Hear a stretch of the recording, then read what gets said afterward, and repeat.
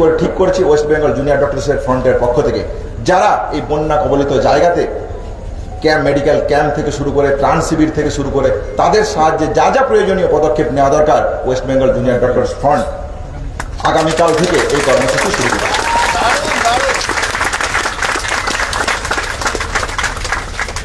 তাহলে এই বন্যা কবলিত মানুষদের জন্য ওয়েস্ট বেঙ্গল জুনিয়র ডক্টরসের পক্ষ থেকে যে অভয়া ক্লিনিকের ডাক দিলাম, সেই অভয়া ক্লিনিক আমরা শুরু করছি। এর পাশাপাশি কলেজের বুকে যে অচলাবস্থা চলছিল, আমরা মনে করি এই ডাইরেক্টিভ পাওয়ার পর এবং আমাদের দাবি দাবার একটা অংশ এবং ন্যায় বিচারের দাবিতে আমাদের যে আন্দোলন চলছে, সেই জায়গা থেকে সিজিও অভিযান যেমন হচ্ছে, সেই জায়গা থেকেই আমরা পরিষ্কার সাধারণ মানুষের উদ্দেশ্যে কথা বলতে চাই। আমরা এসেনশিয়াল সার্ভিস পরিষেবা শনিবার থেকে জুনিয়র ডাক্তারদের পক্ষ থেকে আমরা শুরু করছি। তারপরেও কথা আমি মনে করিয়ে দিতে চাই, রাজ্য প্রশাসন থেকে শুরু করে সিবিআইয়ের যে তদন্তের গতি প্রকৃতি, সেই জায়গা থেকে আমরা মনে করি আমাদের সুরক্ষা যতক্ষণ না অবধি সুনিশ্চিত হচ্ছে, এই অবস্থান মঞ্চ যেমন কাল সিজিও কমপ্লেক্স অভিযানের মধ্য দিয়ে আমরা শেষ করছি, ঠিক সেই রকমই দত্তহীন ভাষায় আমি জানিয়ে দিতে চাই রাজ্য প্রশাসনকে, তারা যেন এটা কোনোভাবেই ভেবে না নেয় যে আন্দোলন একটা জায়গায় তারা মিটিয়ে নিতে চাইছে। বারবার বলতে চাইছি, দ্বিতীয় অভয়া যাতে কলেজের বুকে না ঘটে, তার দাবিতে আমাদের জন্য যে লড়াই চলছিল, ঠিক সেইভাবে আমাদের এই লড়াই সারা পশ্চিমবঙ্গের বুকে ওয়েস্ট বেঙ্গল জুনিয়র ডক্টরস ফ্রন্টের পক্ষ থেকে এই লড়াই এবং এই কর্মসূচি জারি থাকবে। সুনির্দিষ্ট কর্মসূচি থেকে শুরু করে যাবতীয় যা পদক্ষেপ আমরা আপনাদের কাছে সবিস্তারে রাখব। এই জায়গা থেকে বলতে চাই, আপনারা কালকে সিজিও স্বাস্থ্য ভবন থেকে সিজিও কমপ্লেক্সের যে অভিযান, সেই অভিযানে আমাদের সাথে যুক্ত হবে।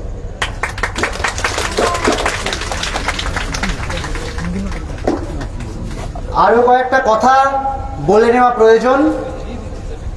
যে জায়গা থেকে কালকে আমরা নবান্ন সভাগৃহে চিফ সেক্রেটারির সাথে মিটিং করতে গিয়েছিলাম, 5.5 ঘন্টা ধরে আমরা মিটিং করি এবং শেষত কি দেখা যায় যে আমরা কিন্তু মেলের কপিও আপনাদের পাঠিয়েছিলাম যে আমাদের সেফটি সিকিউরিটির যে দিক থেকে আমরা কি বোঝাচ্ছি, সিসিটিভি হোক, প্যানিক বাটন হোক, এগুলো যেমন রয়েছে, তেমনি জনস্বাস্থ্যের প্রশ্নটি আমাদের কাছে অত্যন্ত প্রয়োজনীয়।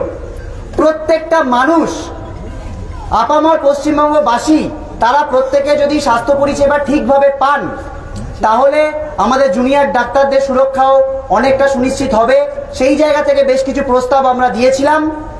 আজ আমরা দেখলাম আমাদের মেলেও এসেছে এবং সেই ডিরেক্টিভও কিছু এসছে যে সেই সংক্রান্ত আমাদের যে সাজেশনগুলো, সেই সাজেশন সংক্রান্ত অনেকগুলি ডিরেক্টিভই মেনে নেওয়া হয়েছে। আমরা মনে করছি আমাদের যে আন্দোলনের চাপ, আমাদের এই ন্যায় বিচারের আন্দোলন এবং তার সাথে জনগণের যে আন্দোলন, তা কিন্তু এই জনগণের একটা দাবিকে ছিনিয়ে আনতে বাধ্য হয়েছে এবং এটা আমাদের আন্দোলনের একটা আংশিক জয়। এর আগেও কলকাতার নগরপাল বিনীত গোয়েলকে তার পদ থেকে আমরা টেনে নামাতে পেরেছি, আমরা ডিএমই ডিএইচএস কে এখান থেকে অপসারিত করতে পেরেছি। কিন্তু মনে রাখতে হবে, এখনো স্বাস্থ্য দুর্নীতির একদম মাথায় যে বসে আছেন প্রিন্সিপাল হেলথ সেক্রেটারি, তিনি এখনো বসে আছেন। মাননীয় মুখ্যমন্ত্রী বলেছেন যে সময় লাগবে, আমরা সেই সময়ের অপেক্ষায় রয়েছি। এবং আমাদের 5 নম্বর দাবি যে আর একটা অভয়া যাতে না হয়। আমরা বারবার বলেছি সুপ্রিম কোর্টে এই নিয়ে লিগ্যাল ফাইট কিন্তু আমাদের চলবে, আমাদের লিগ্যাল ফাইট চলবে। এই যে থ্রেট কালচার, এই থ্রেট কালচারকে সমূলে বিনাশ করার জন্য প্রত্যেকটা কলেজে এনকোয়ারি কমিটি বসাতে হবে, তার জন্য সেন্ট্রাল ডিরেক্টিভ থাকতে হবে। প্রত্যেকটি জায়গায় সিলেক্টেড নয়, এই যে সিলেক্টেড মেম্বারদের মাধ্যমেই আসলে এই থ্রেট কালচার চলে, কিছু মানুষকে সিলেক্ট করে নেওয়া হয়। সেই জন্য প্রয়োজন একটা গণতান্ত্রিক নির্বাচনের মাধ্যমে সুষ্ঠু একটা পরিবেশ তৈরি, যাতে এই থ্রেট কালচার না চলতে পারে। এবং সাধারণ মানুষকে বুঝতে, অনেকে প্রশ্ন করছিলেন যে তোমরা তো অভয়ার বিচার চাইতে এসেছিলে, এখন নির্বাচনের কথা, এগুলো কি কথা?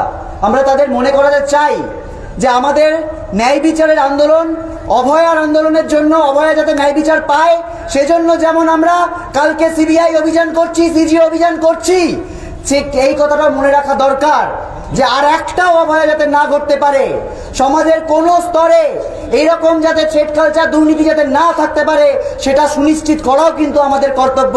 সেই জন্যই কিন্তু এই প্রসঙ্গগুলো এসছে। এবং আজ যে ডিরেক্টিভ এসছে তার মধ্যে কিন্তু খুব সুচারুভাবে এই জিনিসগুলো এড়িয়ে যাওয়া হয়েছে।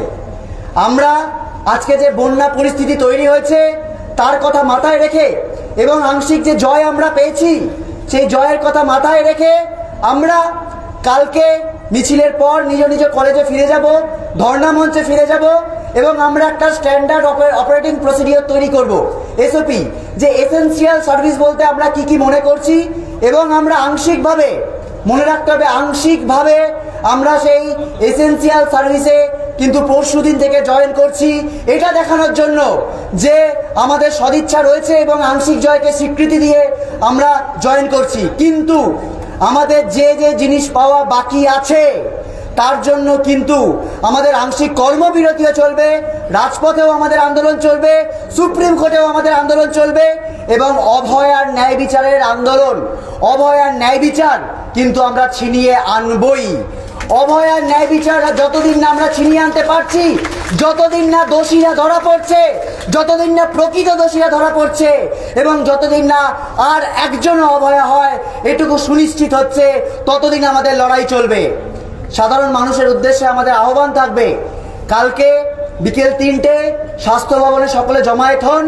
স্বাস্থ্য ভবন থেকে সিজিও কমপ্লেক্সে আমরা যাই, সিবিআই এর কাছে আমরা আমাদের এই কণ্ঠস্বর পৌঁছে দিই যে আর কবে, আর কত দেরি, যত দ্রুত সম্ভব এর বিচার হোক, এই তদন্ত প্রক্রিয়া শেষ হোক।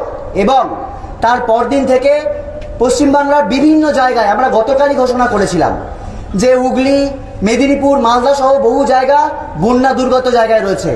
আমাদের কাছে বহু মানুষ বহু ত্রাণ সামগ্রী অলরেডি দিয়েছেন, সেটা খাবার, শুকনো কাপড়, ত্রিপল হতে পারে, ওষুধ হতে পারে।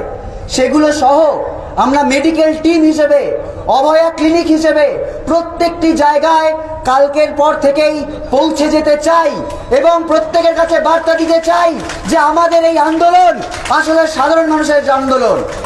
আমরা আংশিকভাবে কাজেও ফিরব এবং আমরা প্রত্যেকটি বন্যা দুর্গত এলাকায় কালকে থেকেই পৌঁছে যাওয়ার চেষ্টা করব, যাতে আমাদের ওপর এই আঙুলটা না তোলা হয় যে আমরা তো বিচার চাইতে আসিনি, আমাদের নাকি অন্য রাজনৈতিক অভিসন্ধি আছে। আমাদের এক এবং একমাত্র লক্ষ্য অভয়ার বিচার এবং আর একটাও যাতে অভয়ার না হতে পারে।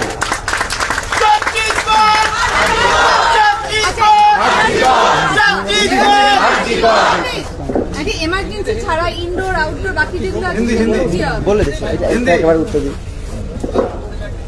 আমরা বলেছি এসেনশিয়াল সার্ভিস। এসেনশিয়াল সার্ভিস প্রত্যেকটি ডিপার্টমেন্ট ভিত্তিক, প্রত্যেকটি কলেজ ভিত্তিক আলাদা আলাদা হয়। আমরা কালকে মিছিলের পর প্রত্যেকটি কলেজে ফিরে যাব।